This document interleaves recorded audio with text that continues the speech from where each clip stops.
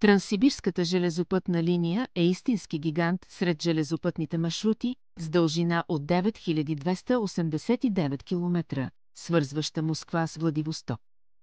Строителството й започва през 1891 година по заповед на император Александър III с цел да свърже европейската част на Русия с Сибир и да ускори икономическото развитие на региона.